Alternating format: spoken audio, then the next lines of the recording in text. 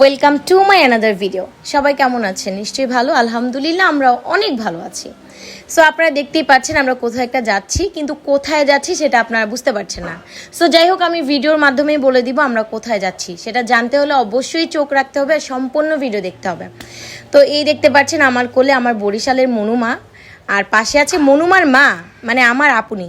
So আপুনির সাথে চলে যাচ্ছিলাম। আপুনি শ্বশুর বাড়ি বরিশাল, আর আপু তো বরিশালেই থাকে। এখন তো সে একেবারে বরিশালের বাসিন্দাই হয়ে গেছে বলা চলে, কারণ বিয়ের পর থেকে আপু থাকে বরিশাল আর আমরা হচ্ছি ঢাকায়।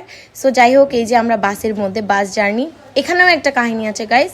কারণ প্রথম আমরা চেয়েছিলাম লঞ্চে যাব, কিন্তু লঞ্চে আর কি করে যাব, কারণ এখন তো হচ্ছে ওয়েদার খারাপ। সো ওয়েদার খারাপ দেখে আমরা ডিসিশন চেঞ্জ করলাম, আমরা ভাবলাম যে আমরা বাসেই চলে যাব।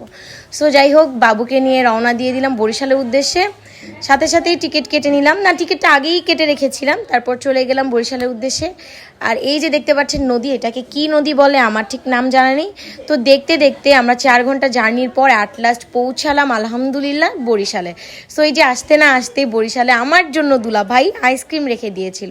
সো আমি আমার দুলাভাইকে সেজো ভাই ডাকি, তো সেজো ভাই আমাকে আইসক্রিম দিল, সেটাই খাচ্ছি।